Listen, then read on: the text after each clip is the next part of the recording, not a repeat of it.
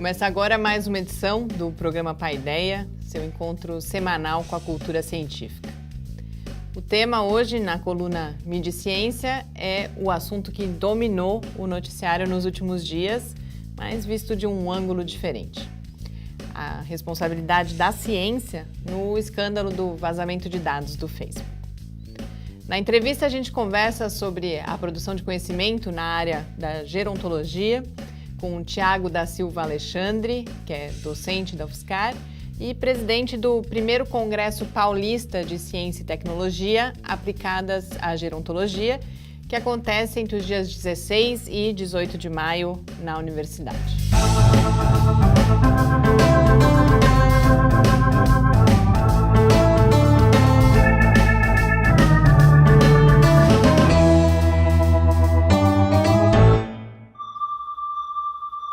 Muito boa noite. A gente começa agora nosso encontro semanal com a cultura científica aqui no Paideia, uma realização do Laboratório Aberto de Interatividade da UFSCar, o LAB, e do Centro de Desenvolvimento de Materiais Funcionais, o CDMF. Paideia vai ao ar todas as terças-feiras, às 8 horas da noite, nas redes sociais, no site do LAB e também na Rádio UFSCar. Apresento o programa comigo, professor Adilson de Oliveira. Muito boa noite, Adilson. Boa noite, Mariana. Boa noite a todos. E para a gente começar o programa de hoje, eu preciso fazer uma propaganda rápida aqui. Acabou de entrar no ar o site do primeiro simpósio de difusão e divulgação científica em CEPIDS, que a gente vai realizar aqui na UFSCar dos dias 17 a 19 de abril. Nesse evento, a gente vai reunir aqui na universidade os responsáveis pela área de difusão e divulgação científica nos 17 CEPIDs, que são os Centros de Pesquisa, Inovação e Difusão, apoiados pela FAPESP. E a gente vai ter debates importantes sobre a atividade de divulgação científica, debates que são abertos à participação de todas as pessoas interessadas. A programação já está lá no site, que é o cdmf.org.br/difusão. Queria aqui destacar algumas participações nesses debates que a gente fala, que são as participações do professor Ildeu de Castro Moreira, que é presidente da SBPC, a Sociedade Brasileira para o Progresso da Ciência, e uma das referências, sem dúvida, já há décadas, acho que a gente pode dizer, nessa atividade de divulgação científica. Ele vai estar aqui no dia 17 à noite e depois na tarde do dia 18 a gente tem uma mesa com vários jornalistas. Então essa é uma mesa que vai olhar de um outro ponto de vista, falar um pouco sobre como são produzidas as notícias sobre ciência e tecnologia. Então a gente vai ter a presença do Reinaldo José Lopes, que é jornalista da Folha de São Paulo, autor de vários livros aí de divulgação científica, do Natan Fernandes, que é parceiro nosso também, editor da Galileu, da Marina Gomes, que é editora da revista Consciência, uma publicação do LabJOR, da Unicamp, e da Alexandra Osório de Almeida, que é diretora de redação da revista Pesquisa FAPESP. Então, uma oportunidade, sem dúvida, importante para a gente refletir sobre isso que a gente faz aqui e que tantas pessoas cada vez mais estão se esforçando para fazer, que é divulgar o conhecimento científico, né, Adilson? Sem dúvida. Esse evento está sendo preparado já há um bom tempo por nós aqui e ele vai dar realmente um panorama geral do que se pode fazer na difusão científica, levando justamente a pesquisa dos centros de pesquisa, né, já que o foco está voltado aos CEPIDs, né, que são Centros de Excelência e Pesquisa aqui no estado de São Paulo, mostrando essa atividade da difusão científica. A gente, então, convida realmente todas as pessoas interessadas a estarem com a gente. O evento acontece de 17 a 19 de abril e o site é o cdmf.org.br/difusão. E agora, antes da gente ir para a rodada sobre as notícias de ciência e tecnologia da semana, a gente assiste a mais um episódio da coluna Mídia e Ciência. Desde o dia 17 de março, quando veio à tona o escândalo do vazamento de dados do Facebook para a Cambridge Analytica, a gente não teve um dia sem notícia. Mas mesmo assim ficou fora dos holofotes por aqui um aspecto importante dessa história: o envolvimento no esquema de pesquisadores da Universidade de Cambridge. Esse é o tema dessa edição de Mídia e Ciência, na qual eu falo sobre o papel do modelo comportamental que que esses pesquisadores desenvolveram no poder que os dados vazados do Facebook acabaram ganhando.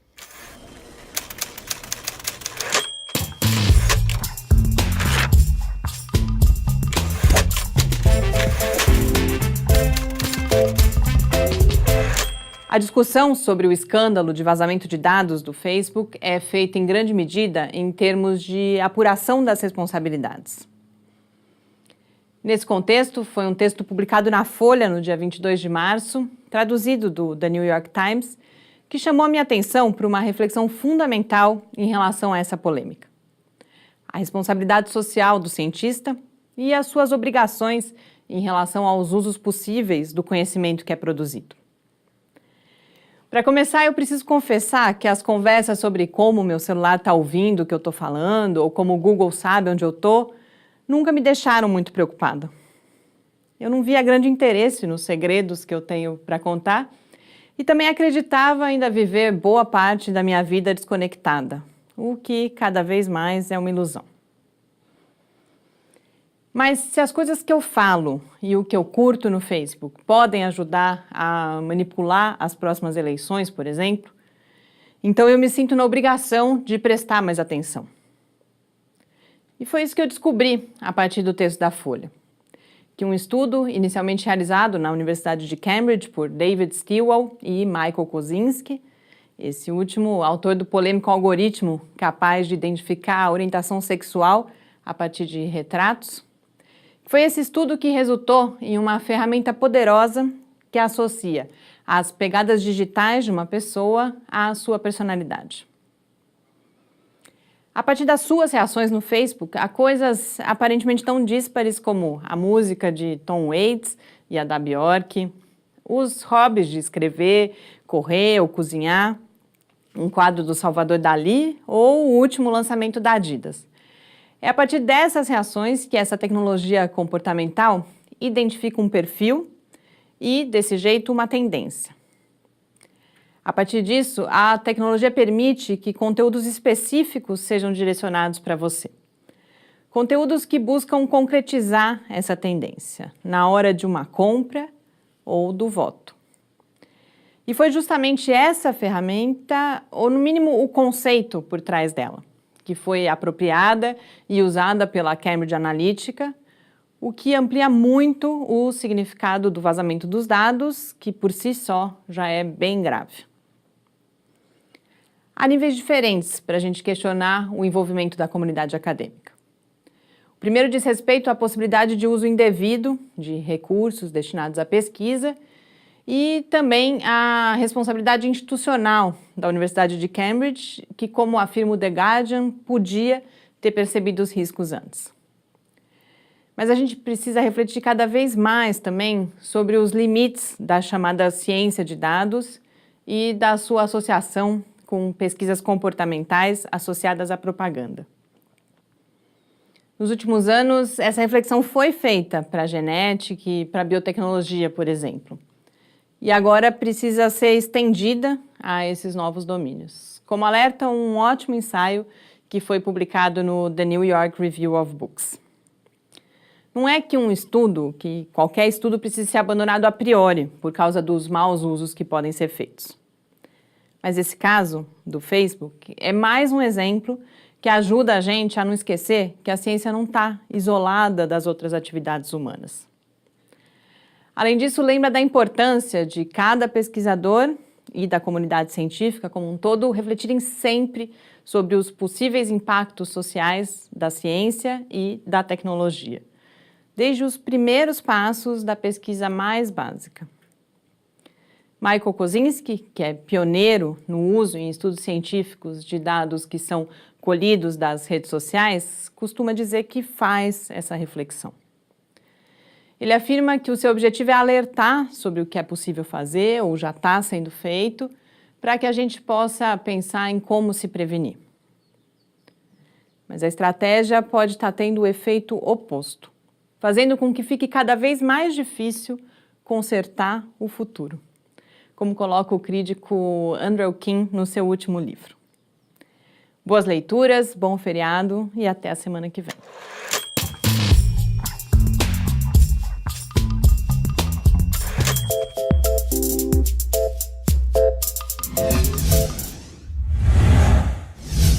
volta aqui no Paideia. A gente comentava que o Michael Kozinski realmente aprecia aí uma confusão.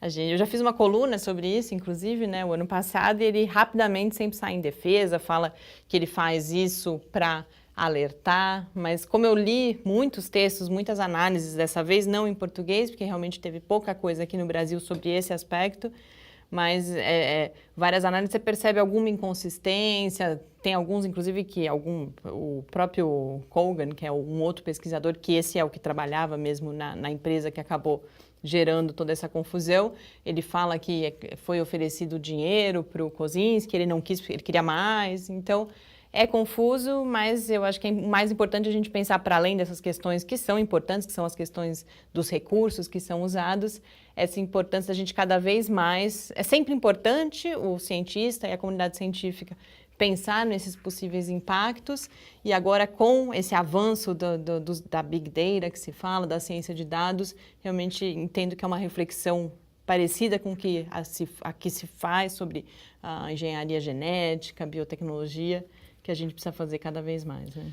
Eu acho que justamente essa questão do limite ético, da aplicação da ciência ou mesmo da tecnologia, do conhecimento, é uma coisa que é sempre bastante complexa. A gente tem que realmente pensar, olhar, verificar até onde a gente pode ver se essas conclusões não estão ditando alguns comportamentos ou resultados. Então fica, digamos assim, daquela situação que você prevê e essa previsão acaba sendo confirmada a partir do momento que você faz isso, né?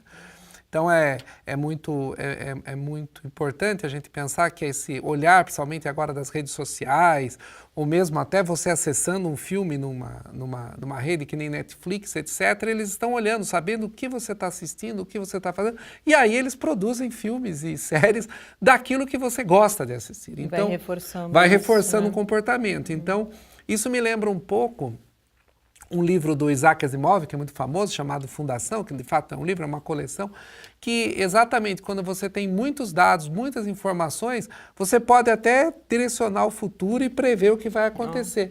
É um livro da década de 70, ficção né? científica, mais uma vez, antecipando de certa forma. Um livro chamado forma, Fundação, né? Muito interessante, que ele fala da psicohistória, né?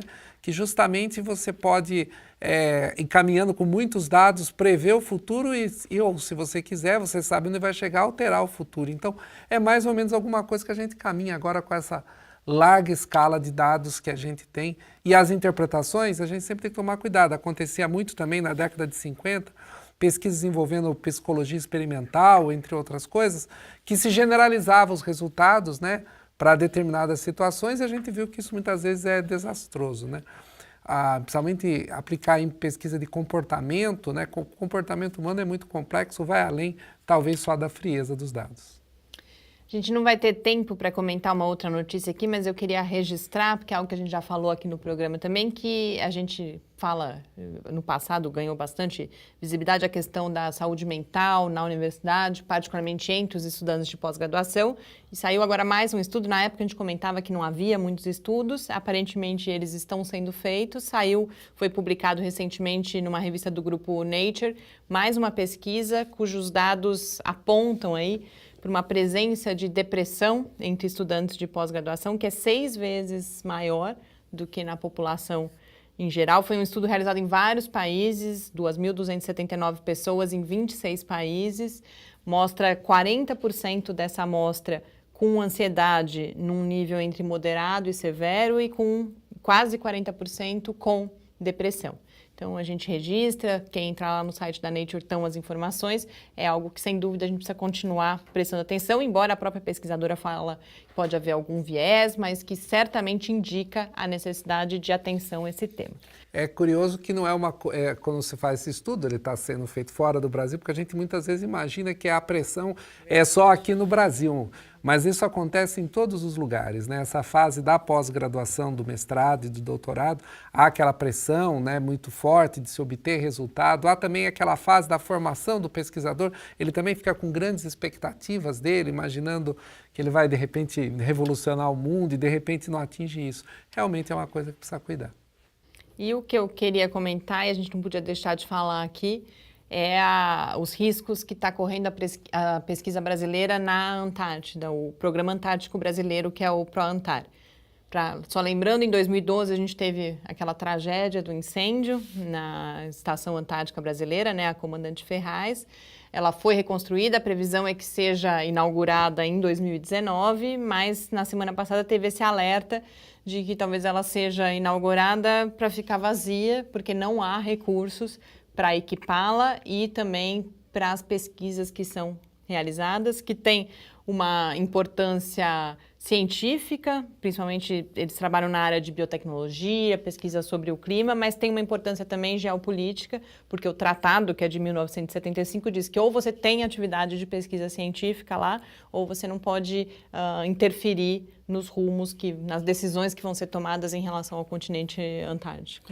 Mais uma das evidências, né, da preocupação que o atual governo tem com a pesquisa no Brasil, né? Com todos os cortes que estão sendo feitos, etc., está sendo investimento, acho mais ou menos 100 milhões, né, de dólares para reconstruir essa estação, um negócio estratégico, tanto do ponto de vista, como você disse, geopolítico e científico para o Brasil pode perder essa oportunidade por pouco dinheiro, comparado com os investimentos que se tem em outras áreas, né? Inclusive com o próprio investimento que foi feito na estação. Exatamente. Então é uma falta de planejamento também que você gasta dinheiro, por exemplo, com uma belíssima estação e agora não equipa e não põe pesquisador. Não, isso é muito singular no Brasil, isso vale para o programa espacial, para o veículo lançador de satélites, isso vai para todos os, por exemplo, os INCTs, né? Eles aprovaram lá 180 INCTs e deram um dinheiro ridículo, né? Nesse caso, inclusive, tem 2 INCTs, um já encerrou e o outro já está cá. A previsão acho que é até 2029, mas o dinheiro já acabou. Não vai conseguir. Fica o alerta aí de mais uma vez, né? A gente tem que fazer as escolhas certas nesse próximo ano para que priorize atividades como importância dessa ainda no caso da ciência e tecnologia. Na coluna eu falava em consertar o futuro, essa é uma parte importante Exatamente. da gente consertar o futuro também, né? E para a gente encerrar esse primeiro bloco do programa, a gente acompanha agora um episódio do Clique Ciência com a professora Priscila Martins Medeiros, que fala sobre uma pesquisa em que ela analisou as relações entre o Estado brasileiro e as questões étnico-raciais na definição de políticas públicas. Em seguida, a gente volta para a entrevista com o Tiago da Silva Alexandre, que é professor do Departamento de Gerontologia da UFSCar. Até já. Olá, eu sou Priscila Medeiros, professora do Departamento de Sociologia da UFSCar e membro do Núcleo de Estudos Afro-Brasileiros da UFSCar. Bom, sempre trabalhei com a temática racial desde que iniciei nas ciências sociais, né? Uma coisa era muito recorrente nas aulas e nas leituras, né? Quanto mais os professores avançavam no ensino dos pensadores brasileiros, dos intérpretes da realidade social brasileira, mais as relações raciais iam ganhando evidência, né? As violências raciais no Brasil iam ganhando um corpo cada vez maior, né? Com um complicador. No Brasil, nós evitamos falar sobre o racismo, como se, ao falar de racismo, nós criássemos fissuras na sociedade ou criássemos conflitos. Na sociedade brasileira, as instituições, o sistema de ensino, historicamente, tratou o racismo como uma espécie de tabu social que não se fala, não se pode falar isso. E ao não se falar de racismo, também nós não propomos mudanças, alternativas e políticas públicas. Esse é o grande problema. Bom, e aí, naturalmente eu fui entrando no tema das relações raciais, era o que mais me instigava, e a minha última pesquisa de doutorado, ela visava estudar o Estado brasileiro, especialmente a partir da Constituição de 1988, como que esse Estado respondia, ou não, às demandas da sociedade civil, né, do movimento negro, e as provocações vindas da academia, dos intelectuais brasileiros, que já há muito tempo, durante o século XX, demonstravam a persistência das desigualdades raciais no Brasil. Eu parti de um pressuposto de que o debate sobre raça e o debate sobre ações afirmativas no Brasil, debates que ganharam um novo corpo pós-88, né, que tudo isso poderia deslocar um dos nossos maiores mitos, o mito de que seríamos já uma democracia racial, desde o início do século XX. Esse mito, né, acabou sendo um grande pacto nacional, né, teve fundamento nas nossas instituições políticas, no sistema educacional, né, de que nós não teríamos que resolver nada, o Brasil não teria um hiato para resolver e para superar, nós já seríamos um país harmonioso. Então, essas políticas, o meu pressuposto é que elas trariam uma cisão, um deslocamento nesse que foi um dos nossos maiores mitos de origem, né? Então, eu realizei essa pesquisa pautada em documentos, né, desde a Constituição de 88 e passando por alguns eventos que eu chamei de eventos críticos, né, como a Conferência de Durban, momento em que o Brasil mostrou sua cara para o mundo, né, mostrou os seus dilemas raciais de uma forma evidente, né, e o momento que o Brasil se responsabilizou em adotar políticas públicas, assinou o acordo, né, para adotar ações afirmativas. E a partir de uma decisão em 2012, uma decisão histórica, as ações afirmativas foram tratadas como medidas constitucionais, né? Depois disso, nós tivemos uma lei, a famosa Lei de Cotas, também no mesmo ano, em 2012, e estamos agora nessa conjuntura, né, em que as universidades federais todas têm ações afirmativas, né. Ao final da pesquisa, eu percebi que as ações afirmativas foram um momento importante, fez com que a sociedade refletisse sobre uma fissura, sobre um tabu fundamental, mas elas por si só ainda não foram capazes, né, as reservas de vagas, cotas, ainda não foram capazes de inaugurar um novo momento na nossa educação e nas nossas instituições. Esse novo momento, penso, ele depende de um debate sobre a construção das nossas subjetividades, sobre a construção da nossa história. Nós precisamos revisitar a nossa história. Que lugar é esse que a África ocupa no Brasil, no imaginário social brasileiro? Precisamos rever essa história e, quem sabe, revisitar essa história de um ponto de vista que coloque o Brasil num processo da diáspora, né? O Brasil não está isolado de um grande processo que ocorreu na chamada modernidade e que instaurou o que seria o povo desejável para o Brasil. Eu penso que isso seja o mais importante.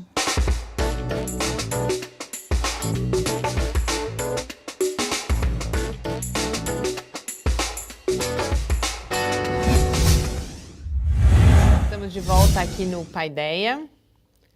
Hoje na entrevista eu converso com o Thiago da Silva Alexandre, que é professor do Departamento de Gerontologia na UFSCar, atuante nos programas de pós-graduação em Gerontologia e também em Fisioterapia. Ele é diretor científico da Associação Brasileira de Fisioterapia em Gerontologia, líder do grupo de pesquisa em Epidemiologia e Envelhecimento e é presidente do primeiro Congresso Paulista de Ciência e Tecnologia Aplicadas à Gerontologia, que acontece entre 16 e 18 de maio aqui na UFSCar. Tiago, muito obrigada pela sua participação, é um prazer e, além disso, uma oportunidade que a gente tem de falar sobre o Congresso e a área de gerontologia antes que ele aconteça, né? Boa noite a todos, boa noite a você em casa, é um prazer estar aqui e poder conversar um pouquinho sobre o nosso Congresso Paulista de Ciência e Tecnologia Aplicada à Gerontologia. É o primeiro congresso, ele tem esse foco no conhecimento aplicado à área de gerontologia. Queria que você começasse apresentando, então, o evento, como que surge a ideia de realizá-lo e quais são os seus objetivos. Bom, o congresso surgiu há aproximadamente uns 8 meses atrás, quando internamente no programa de pós-graduação em gerontologia nós discutimos a necessidade de ter um congresso específico voltado para ciência e tecnologia. Por quê? Porque a gente precisa mostrar para as pessoas o que a academia vem produzindo hoje de conhecimento científico e tecnológico, que vai estar disponível para as pessoas na prática clínica daqui a 1 ano, 2 anos, porque a gente sabe que tem um certo intervalo de tempo entre o desenvolvimento do conhecimento e a chegada até a ponta dos serviços de saúde para que as pessoas pudessem fazer uso dessas tecnologias. E nós temos hoje já alguns congressos de gerontologia, mas nenhum focado na ciência e na tecnologia, ou seja, novos dispositivos para diagnóstico de doenças, novos dispositivos para tratamentos de algumas disfunções que acometem a população idosa, desenvolvimento de games interativos para tratar algumas disfunções do movimento.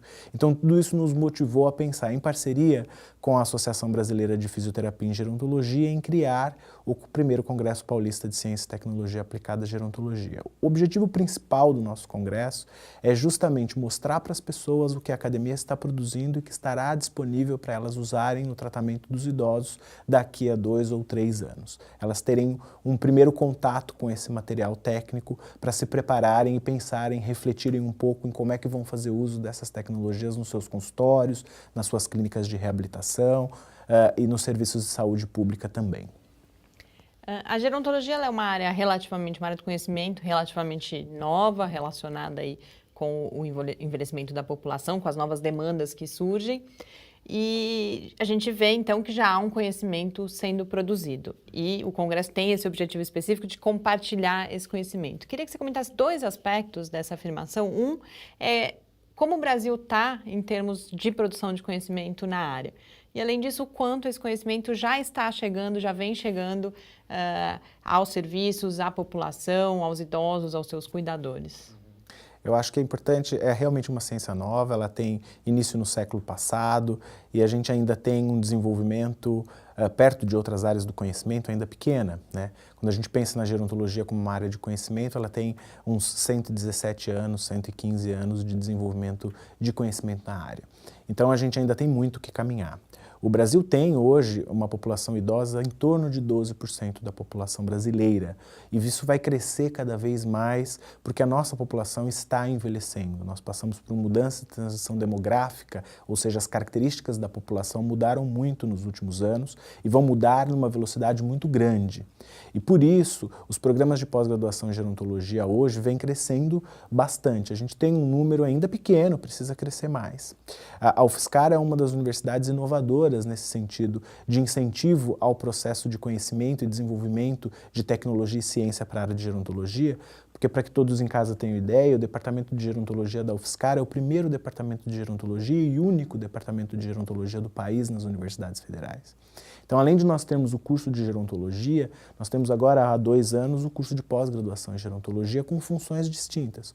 Uma, formar o aluno de graduação em gerontologia para desenvolver tecnologia, para desenvolver ciência e para implementar novas modalidades de serviços de atenção à saúde do idoso e fazer a gestão desse serviço. Outra frente é o desenvolvimento de conhecimento nos programas de pós-graduação de mestrado, nesse primeiro momento, né, para formar profissionais especificamente nutricionistas, médicos, fisioterapeutas, terapeutas ocupacionais e outras áreas do conhecimento para desenvolverem estas tecnologias. Isso ainda é recente, a gente ainda precisa avançar bastante frente a este número grande de pessoas idosas que a gente vai enfrentar daqui para frente. E não são só os idosos a partir dos 65 anos ou 60 anos. Nos Estados Unidos, na Inglaterra, nos países da América do Norte e na Europa, considera-se idoso um indivíduo com 65 anos ou mais. Aqui nós consideramos indivíduos com 60 anos ou mais idosos. Eles vêm crescendo numa fatia e velocidade rápida, mas a gente vem observando também no Brasil um crescimento muito rápido e mais intenso dos que nós chamamos de muito idosos. São aqueles idosos que têm 80 anos e mais. Eles vêm crescendo numa velocidade vertiginosa. E estas pessoas, infelizmente, elas têm uma maior chance de desenvolverem as síndromes geriátricas, de desenvolverem independência, de perderem a sua autonomia e de necessitarem de cuidados das famílias. Então, quando a gente pensa no envelhecimento, a gente não pode pensar só em saúde. A gente precisa pensar na economia do envelhecimento, a gente precisa pensar em saúde, a gente precisa pensar em previdência, a gente precisa pensar em demografia, a gente precisa pensar em tecnologia. Então, quando a gente pensa numa sociedade que precisa enfrentar o envelhecimento com uma forma mais objetiva, resolutiva e também resolutiva para esses problemas, a gente precisa olhar multidisciplinarmente o envelhecimento populacional brasileiro. E é isso que o nosso departamento faz, tanto no curso de graduação quanto no curso de pós-graduação.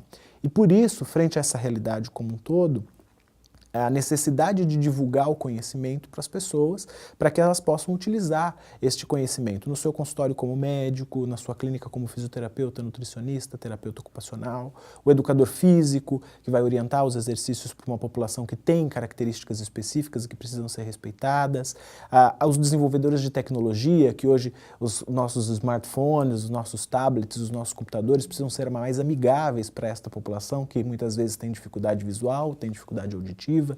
Então, todas essas frentes, elas vêm se preocupando muito com a gerontologia hoje, primeiro porque, como eu disse anteriormente, é uma preocupação no Brasil e no mundo, mas também porque torna-se um mercado importante também.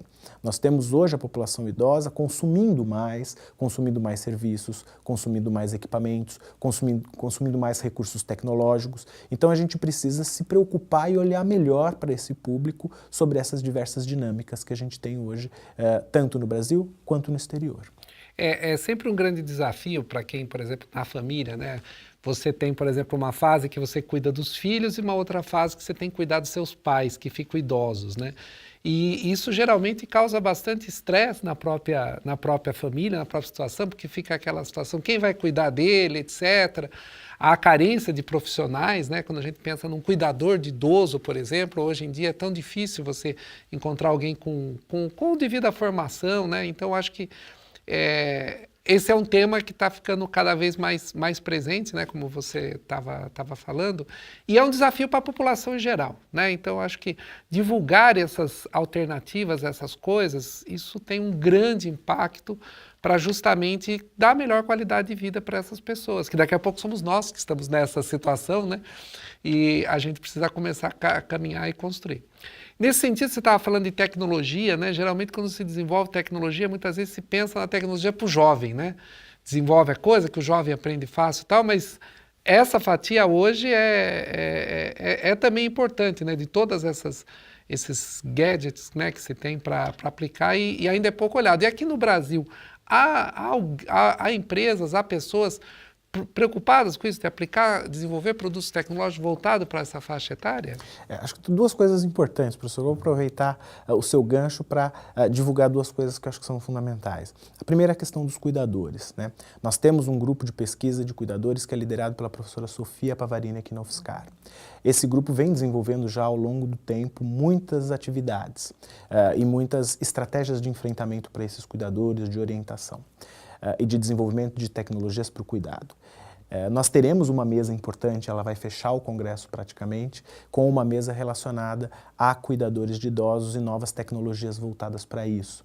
Por exemplo, receberemos uma professora de Nottingham, na Inglaterra, que dará uma palestra sobre uma nova tecnologia de suporte, que é chamada de e-suporte, para esse grupo de cuidadores. Então, é uma forma de que você treine esses cuidadores, é uma parceria da Organização Mundial de Saúde com a Universidade Federal de São Carlos. Acho que é importante a gente dizer que essas preocupações estão sendo tomadas aqui. Terá também a presença da professora Anita Liberalesso Neri, da Unicamp, teremos a professora Keika do nosso departamento coordenando essa mesa. Então, essas três pesquisadoras estarão discutindo exatamente como é que nós utilizamos as informações das pesquisas e transmitindo essas informações para a elaboração do cuidado, para o preparo dessas famílias, de como elas devem ser orientadas para prestar adequadamente o cuidado e, obviamente, tentar minimizar o estresse que muitas vezes esse cuidado traz por conta desse enfrentamento, de quem cuida, como cuida, um cuida mais, outro cuida menos. Então, essas dificuldades serão debatidas na última mesa do nosso congresso. Quanto ao desenvolvimento de tecnologia, existem empresas brasileiras e grupos de pesquisa no Brasil que vêm desenvolvendo tecnologias para o idoso. Também teremos uma mesa no Congresso onde estará, por exemplo, a professora Paula Castro, que tem um grupo de pesquisa de desenvolvimento de tecnologia nesta área. Ela vai discutir junto com professoras da USP aqui de São Carlos, que desenvolvem tecnologia para melhorar a acessibilidade, o acesso, o uso, a usabilidade, que é o que eles chamam, para que estes indivíduos idosos consigam usar melhor estes aparelhos. Então, nós também teremos uma mesa especificamente para discutir isso com a professora Graça, com a professora Renata, com a professora Paula.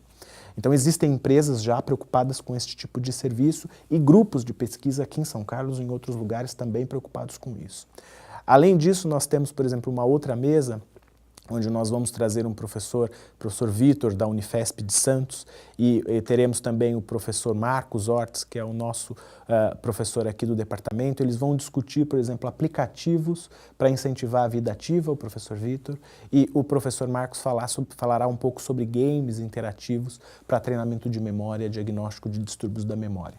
Então, muitas vezes a gente não tem muitos elementos no dia a dia, nas discussões cotidianas do que está sendo desenvolvido para este tipo de situação. Né? Um outro exemplo que também teremos no Congresso, o uso de dispositivos, como dispositivos de acelerometria, esses que nós temos nos nossos celulares, que verificam os movimentos do celular quando ele acende e apaga. Esses dispositivos, quando colocados na cintura, eles conseguem medir a atividade de movimento, e eles têm sido utilizados. O professor Moacir da USP, também daqui de São Carlos, discutirá como usar estes dispositivos e as informações deles para predizer o risco de quedas em idosos, que é uma coisa muito comum e muito perigosa. O indivíduo idoso, quando cai, tem mais chance de cair, de fraturar, o processo de reabilitação é mais lento. Então, a gente tem todas essas tecnologias em grupos de pesquisa e sendo desenvolvidas também dentro do mercado para que sejam disponibilizadas para a população. E a gente vai ter também, dentro dessa frente de quedas, uma outra mesa com a professora Mônica Perracini e com a professora Natália, aqui também da UFSCar, a professora Mônica Perracini da Unicid e a professora Natália aqui da UFSCar, discutindo como é que a gente trata esses idosos que caem e fraturam porque tem mais osteoporose. O que fazer, desde o diagnóstico precoce até o tratamento do pós-operatório. Então, todas estas temáticas que estão no nosso dia a dia hoje, tanto do ponto de vista clínico como do ponto de vista tecnológico, eles serão discutidos dentro do nosso congresso. Então, há uma preocupação, há mercado e as tecnologias estão sendo desenvolvidas nas mais diversas áreas.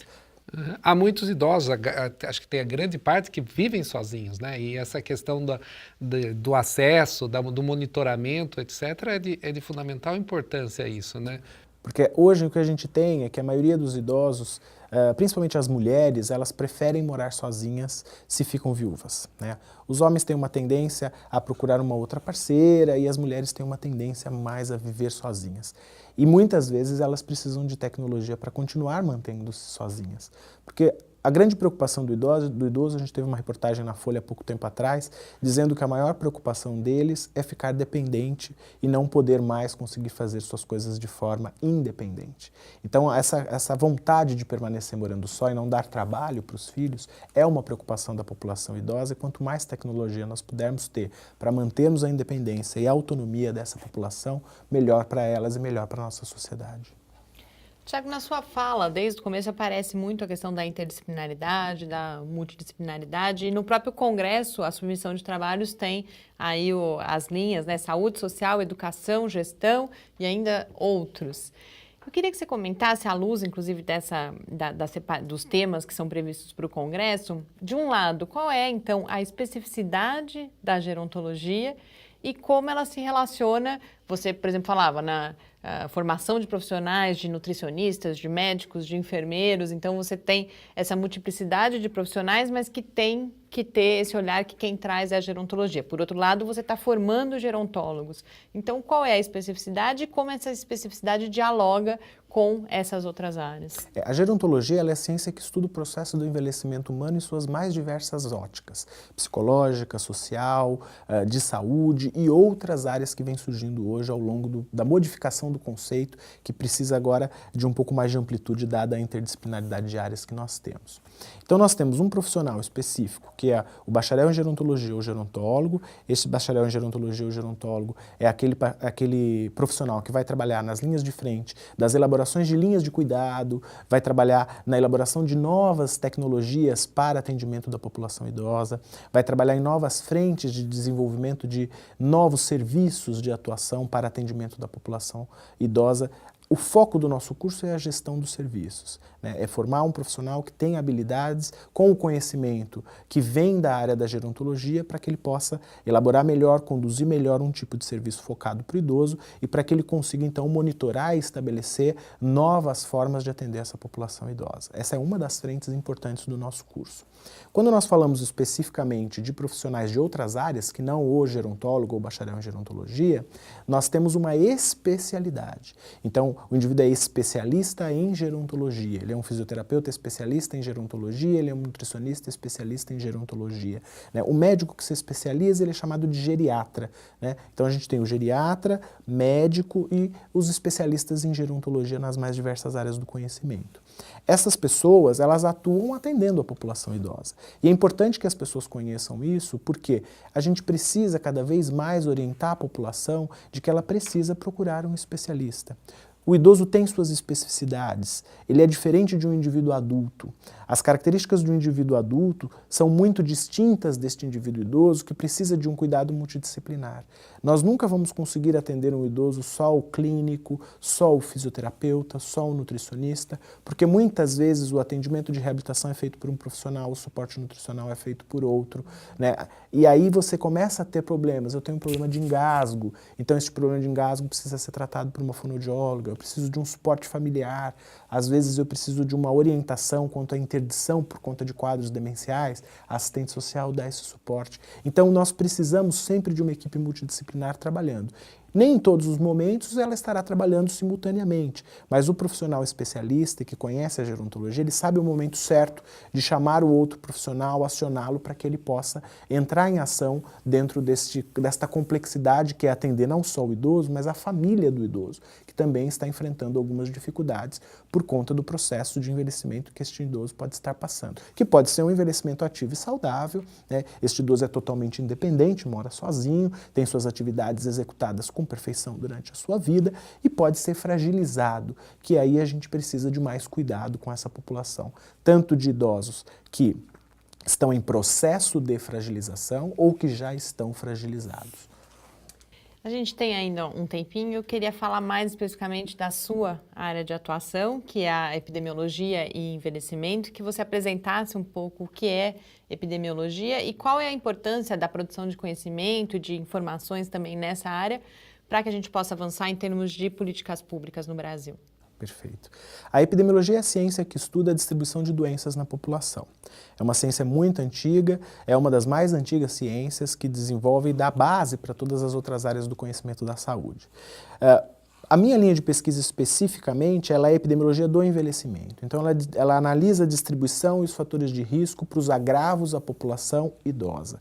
Sejam as síndromes geriátricas, sejam as incapacidades, seja a fragilidade ou sejam os fatores de risco para a morte na população. Nós temos uma linha específica de fragilidade que envolve estratégias de enfrentamento, então diagnóstico, quantos % da nossa população idosa é frágil, quais são os fatores de risco para que essas pessoas desenvolvam a fragilidade. Uma outra área é a perda de massa muscular relacionada ao processo do envelhecimento e como isso implica na redução de força, que é fundamental para que nós possamos fazer as atividades do dia a dia. Então isso é sarcopenia e dinapenia, é uma outra área, e aí ela é estratégica dentro da fisioterapia como identificadora de mecanismos de reabilitação, quantas pessoas têm sarcopenia, o quanto isso aumenta a chance de ficar incapacitado, aumenta o risco de mortalidade. E a gente tem outras áreas de família e cuidador e de diagnóstico de instrumentos para problemas cognitivos e instrumentos em geral. Todas essas áreas, elas são importantes porque elas quantificam a população em relação a um determinado problema. Além de quantificar essa população, ela identifica os fatores de risco. E com isso nós conseguimos pensar em políticas públicas mais efetivas. Então, se eu sei quantos % da minha população está em processo de fragilização ou tem fragilidade, e eu sei quais são os mecanismos de reabilitação que são capazes de reverter ou evitar que essas pessoas evoluam rapidamente para um processo de fragilização, nós conseguimos implantar políticas que evitem que este processo aconteça, ou pelo menos que posterguem o processo de fragilização ou de perda de força muscular e assim sucessivamente. Então eu costumo dizer que a epidemiologia é como se fosse uma mãe das outras ciências. Ela dá um suporte para todas as áreas do conhecimento de saúde, para que ela possa então planejar estratégias mais efetivas para tratar e para cuidar dessas pessoas ao longo da vida. A gente tem só mais alguns minutos, queria que nesse finalzinho você fizesse um comentário justamente sobre como está, portanto, o atendimento a essas demandas no Brasil, em como que estão as políticas públicas e para além das políticas públicas, também a sua concretização? Como está sendo atendida a população idosa no Brasil atualmente? Eu acho que nós tivemos muitos avanços, né? Desde a Política Nacional do Idoso, isso tudo está bem regulamentado do ponto de vista de lei no nosso país. Nós não podemos nos queixar, nós temos uma das legislações mais avançadas em matéria de idoso. O que nós precisamos ainda é concretizar estas ações que estão previstas em lei, para que nós possamos ter um serviço de saúde mais focado e voltado para a população idosa e outros tipos de serviços em maior quantidade. Por exemplo, hoje nós temos uma grande demanda de centros-dia. Estes centros-dia estão em processos de implantação no estado de São Paulo, por exemplo. São pessoas que muitas vezes moram com o filho ou com a filha e eles precisam trabalhar, mas não podem ficar sozinhos em casa. Então esse idoso vai para o centro-dia, ele tem um suporte de uma equipe multidisciplinar lá, ele tem um suporte de nutricionista, fisioterapeuta ocupacional, médico, e ao final do dia ele volta para a casa da família. Isso é um serviço público. Isso estão desenvolvendo possibilidades de implantação de serviço público. Então a gente tem isso, instituições de longa permanência, um conjunto de serviços que à medida que a população avança no envelhecimento, elas precisam ser adequadamente implantadas na sociedade. Isto está acontecendo, mas não na velocidade que ela poderia estar acontecendo. Então a lei, ela protege bastante o idoso, né? A gente tem benefícios para o idoso, mas a gente ainda precisa implementar um pouco mais, né? Respeitar o idoso no ônibus, né, a velocidade com que os ônibus caminham muitas vezes, a dificuldade de um local para sentar. Então, estas leis existem, mas elas ainda têm dificuldade de serem implementadas no nosso dia a dia. Eu acho que a gente tem um arcabouço teórico de lei bom, mas a gente ainda precisa de mais esforço político e cobrança da sociedade para que esta implementação seja realmente feita e para que a gente comece a respeitar mais os idosos da nossa família e os que estão dentro da comunidade. Professor Tiago, muito obrigada. Foi muito rica a nossa conversa aqui. Eu acho que, além da gente divulgar o Congresso, a gente pode apresentar às pessoas tanto a área do conhecimento quanto essa problemática toda. Então, agradeço muito, parabenizo pelo evento e desejo desde já que seja um ótimo primeiro Congresso. Eu agradeço muito a oportunidade de estar aqui conversando com todos vocês e conversando com toda a população que está aí, nos vendo, e gostaria de convidar a todos para estarem conosco no primeiro Congresso Paulista de Ciência e Tecnologia Aplicada à Gerontologia, de 16 a 18 de maio, aqui na UFSCar. Muito obrigada. Eu conversei com o Tiago da Silva Alexandre, que é professor do Departamento de Gerontologia da UFSCar e presidente do primeiro Congresso Paulista de Ciência e Tecnologia Aplicadas à Gerontologia. As inscrições para o evento, que, como o professor disse, acontecem de 16 a 18 de maio, o evento, né? Mas as inscrições ainda estão abertas, inclusive as inscrições de trabalhos, e todas as informações estão no site do evento, que é o www.ctgero.ufscar.br. Agora esse Paideia fica por aqui. A gente volta na próxima terça-feira, às 8 horas da noite. Até lá você pode acompanhar as outras produções do Lab no Facebook, no Twitter e também falar com a gente pelo e-mail cliqueciência@ufscar.br. Muito boa noite. Boa noite para todos. Boa noite.